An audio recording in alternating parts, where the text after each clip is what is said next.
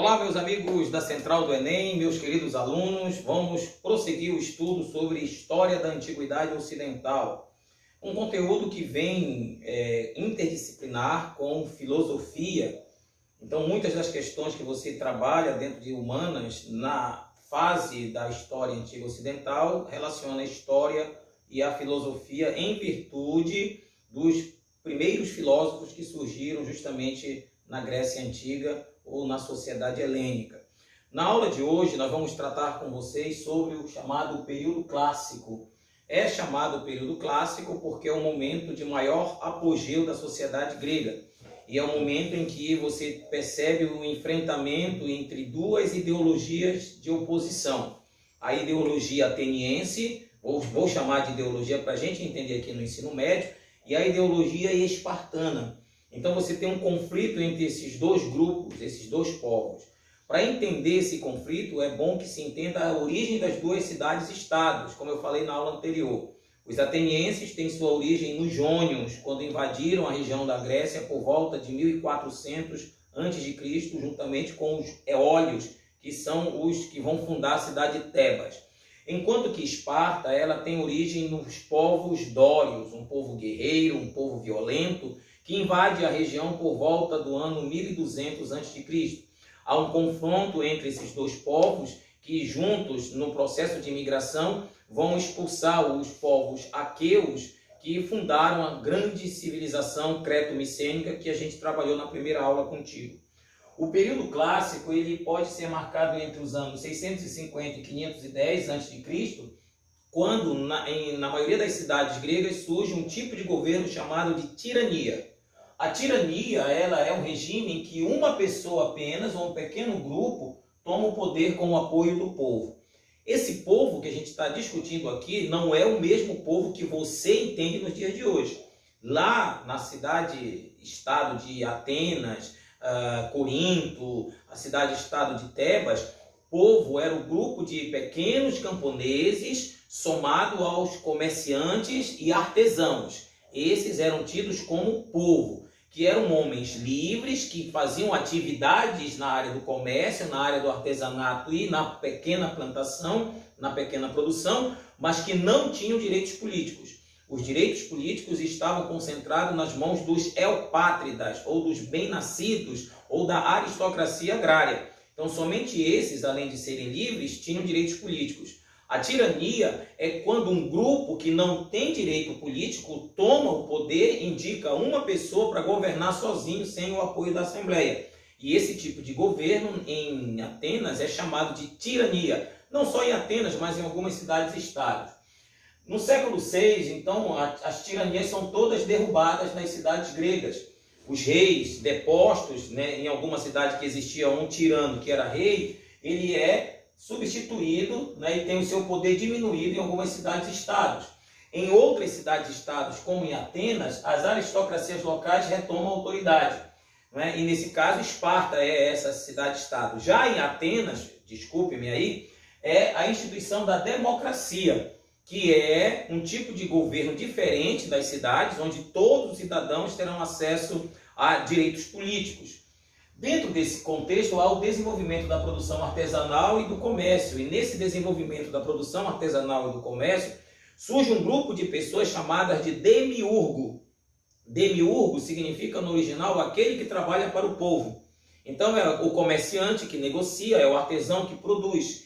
Esses são homens livres e são homens filhos das cidades-estado, mas que não possuem o poder de decisão, não têm participação política.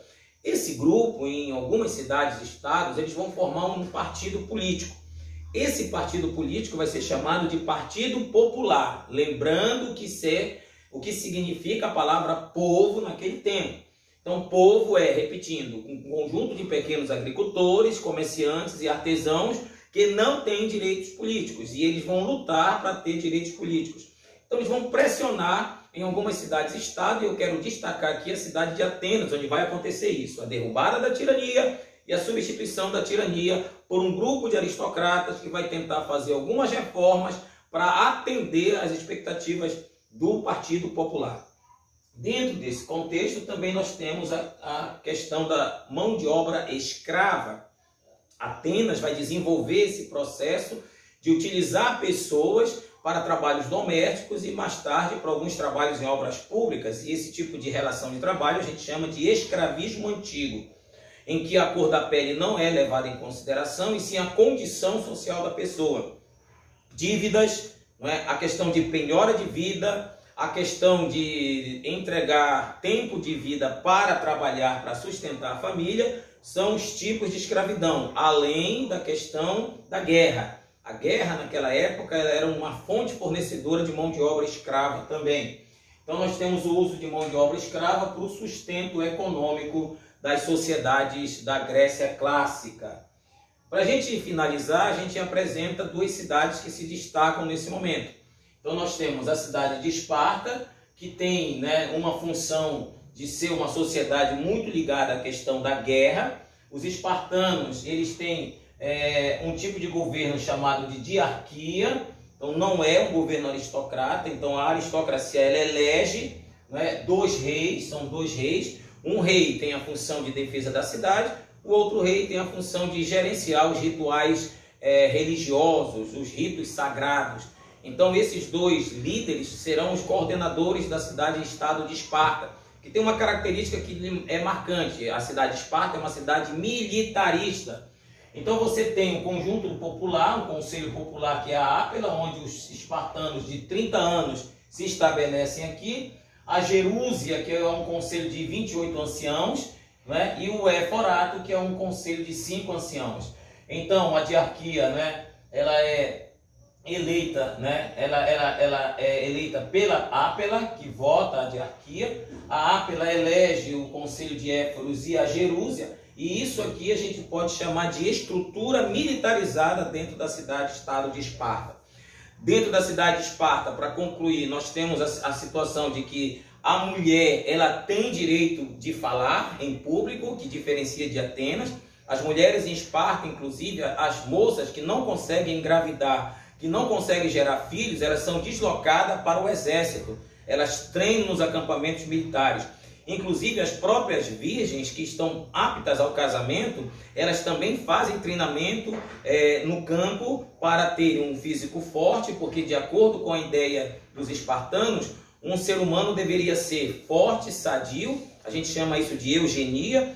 Os espartanos não gostavam de estrangeiro, então eles desenvolveram a xenofobia. Eles expulsavam o estrangeiro da sua cidade. A gente chama isso de xenelasia. Não é? E os espartanos, eles tinham um governo militar. Então a gente vai entender aqui como militarismo. Homens e mulheres tinham a questão do físico perfeito. Um homem era treinado desde os 7 anos até os 17 anos para ser um bom soldado, para se destacar bem na guerra. Ele se formava em hoplita, né? Esses hoplitas eram guerreiros ágeis e fortes. As mulheres, elas tinham uma certa liberdade, por exemplo, para exercer atividades de comércio, atividades de artesanato. Então observe que a sociedade espartana ela diferencia um pouco ou até em muito da sociedade ateniense, que a gente vai ver na próxima aula. E aqui eu fico com você, terminando o período clássico, o apogeu da sociedade grega.